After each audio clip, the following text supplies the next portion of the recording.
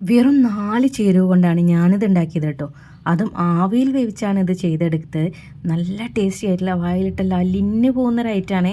വീട്ടിലുള്ള 4 ചേരുവ കൊണ്ട് നമുക്ക് ഈ ഒരു ഐറ്റം തയ്യാറാക്കിയെടുക്കാം. വീട്ടിൽ നമ്മളൊരു പാർട്ടിയൊക്കെ പ്ലാൻ ചെയ്യുവാണെങ്കിലേ ഈ ഒരു ഐറ്റം കൂടെ ഒന്ന് അതിൽ ഉൾപ്പെടുത്തി നോക്കിയോളൂ കേട്ടോ. തീർച്ചയായിട്ടും എല്ലാവർക്കും നല്ല ഇഷ്ടപ്പെടുന്ന ഒരു ഐറ്റം തന്നെയായിരിക്കും. എങ്ങനെയാണ് ചെയ്തെടുക്കുന്നത് നോക്കാം. ഞാനൊരു 3/4 കപ്പ് പഞ്ചസാര എടുത്തിട്ടുണ്ട്. ഇതിൻ്റെ കളർ നിങ്ങൾ ശ്രദ്ധിച്ചില്ലേ, നല്ല ബ്രൗൺ കളറാണ്. അപ്പോൾ നമുക്ക് ആ ഒരു കളർ കിട്ടാൻ വേണ്ടിയിട്ടാണ് നമ്മൾ ഇതുപോലെ പഞ്ചസാര മെൽറ്റ് ചെയ്തിട്ട് നല്ല കാരമലാക്കി എടുക്കുന്നത് കേട്ടോ. നല്ലൊരു കളർ വരണം. കണ്ടല്ലോ, ഈ ഒരു കളറിലേക്കാണ് വരേണ്ടത് കേട്ടോ. ഭയങ്കര ഡാർക്ക് ആവാൻ നിൽക്കേണ്ട, കാരണം ഭയങ്കര ഡാർക്കായാൽ അതിനൊരു കയ്പ്പ് ചുവ വരും കേട്ടോ. അപ്പോൾ ഈ ഒരു സ്റ്റേജിലെത്തുമ്പോൾ നമ്മൾ പാൽ ഇതിലേക്ക് ഒഴിച്ചു കൊടുക്കാം. 2 കപ്പ് പാലാണ് ഞാൻ എടുത്തിട്ടുണ്ടായിരുന്നത്. ഞാൻ തിളപ്പിച്ച പാലാണ് കേട്ടോ എടുക്കുന്നത്. അപ്പോൾ തിളപ്പിച്ച പാൽ ഇത് അല്പാൽപ്പമായിട്ട് നമ്മളൊന്ന് ആദ്യം ഒന്ന് മിക്സ് ചെയ്തെടുക്കുക. എല്ലാം കൂടെ ഒരുമിച്ചാണ്ട് ചേർക്കുമ്പോൾ അത് കട്ടയൊക്കെ ആയിട്ട് പെട്ടെന്നാണ് നമുക്ക് മിക്സ് ചെയ്യാൻ ബുദ്ധിമുട്ടായിട്ട് വരും. അപ്പോൾ നമ്മൾ ഇതുപോലെ അല്പാൽപ്പമായിട്ട് ചേർത്ത് കൊടുത്തിട്ട് മിക്സ് ചെയ്തെടുക്കുക കേട്ടോ. പിന്നെ ഇതിൻ്റെ താഴെ കണ്ടല്ലോ പഞ്ചസാര അങ്ങനെ കട്ടായിട്ടൊക്കെ ഇരിക്കുന്നുണ്ടാവും. അത് വിഷയമാക്കണ്ട, അതൊന്ന് ചൂടായി വരുമ്പോൾ അതൊക്കെ മെൽറ്റായി വരും കേട്ടോ. അപ്പോൾ നമ്മളിനി ഇതൊന്ന് ചൂടാക്കി എടുത്താൽ മതി. തിളക്കേണ്ട ആവശ്യമില്ല, കാരണം ഞാൻ കാച്ചിയെടുത്ത പാലാണ് ഇതിലേക്ക് ചേർത്ത് കൊടുത്തേക്കുന്നത്.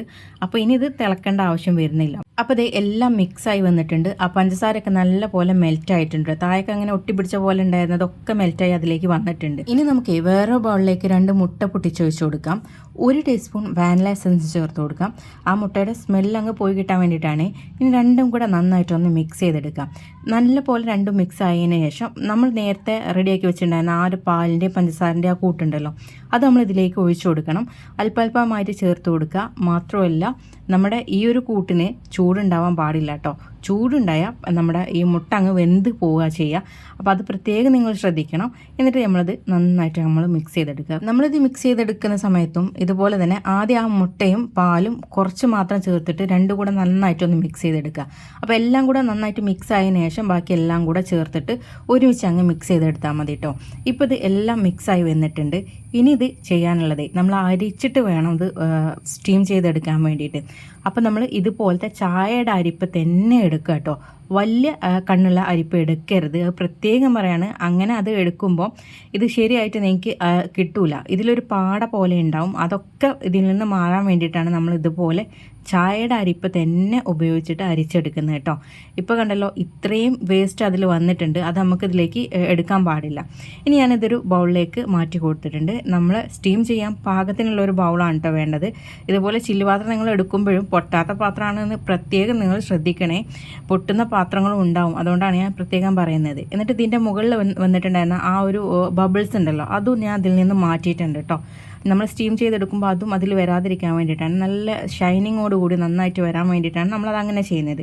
ഇനി ഞാൻ ഫോയിൽ പേപ്പർ വെച്ചിട്ട് കവർ ചെയ്ത് കൊടുക്കുന്നുണ്ട്. ഇത് നമ്മൾ ഫോയിൽ ഉണ്ടെങ്കിൽ അത് തന്നെ വെച്ചിട്ട് കവർ ചെയ്യുക കേട്ടോ. കാരണം ഫോയിൽ ഉണ്ടെങ്കിൽ നമുക്കിതിൻ്റെ അകത്തേക്ക് ഒട്ടും വെള്ളം കയറാണ്ട് സൂക്ഷിക്കാൻ പറ്റും. മറ്റേ നമ്മൾ അടപ്പ് വെച്ചിട്ട് നമ്മളിത് സ്റ്റീം ചെയ്തെടുക്കുകയാണെങ്കിൽ എങ്ങനെയായാലും അതിലേക്ക് വെള്ളം കയറാനുള്ള ചാൻസ് ഉണ്ട് കേട്ടോ. അപ്പോൾ അതിൻ്റെ ഒരു ഭംഗി അങ്ങോട്ട് നഷ്ടപ്പെടും, അത്രയേ ഉള്ളൂ. അപ്പോൾ ഞാനത് കവർ ചെയ്തിട്ട് ഏകദേശം ഒരു 15 മുതൽ 30 മിനിറ്റ് വരെയാണ് നിങ്ങളിത് ആവി കയറ്റിയെടുക്കുന്നത്. ഞാൻ 15 മുതൽ 30 എന്ന് പറയാനുള്ള കാരണം നമ്മൾ എടുക്കുന്ന ബൗളിൻ്റെ വലുപ്പത്തിനനുസരിച്ചിട്ടാണ് ഇതിന് വേവിക്കാനുള്ള സമയം എടുക്കുന്നത് കേട്ടോ. അപ്പോൾ എനിക്ക് 30 മിനിറ്റ് എടുത്തിട്ടുണ്ട്. ഇത്രയും വലിയ ബൗളായതുകൊണ്ട്. ചെറിയ ബൗളിലാണ് നിങ്ങൾ ഉണ്ടാക്കുന്നതെങ്കിൽ നിങ്ങൾക്ക് ഏകദേശം 15 മിനിറ്റ് കൊണ്ട് തന്നെ ഇത് വെന്ത് കിട്ടും കേട്ടോ. അതിനുശേഷം ഒരു 3 മണിക്കൂറോളം ഫ്രിഡ്ജിൽ നമ്മൾ തണുപ്പിച്ചിട്ടാണ് നമ്മൾ ഈ ഒരു പുഡിങ് കഴിക്കുന്നത്. ഇനി ഇതിലേക്ക് നമ്മൾ ഇഷ്ടപ്പെട്ട രീതിയിൽ നമുക്ക് ഡെക്കറേറ്റ് ചെയ്തെടുക്കാം. അതില്ലേലും കഴിക്കാം കേട്ടോ. അത്രയും അടിപൊളി ടേസ്റ്റാണ് കേട്ടോ.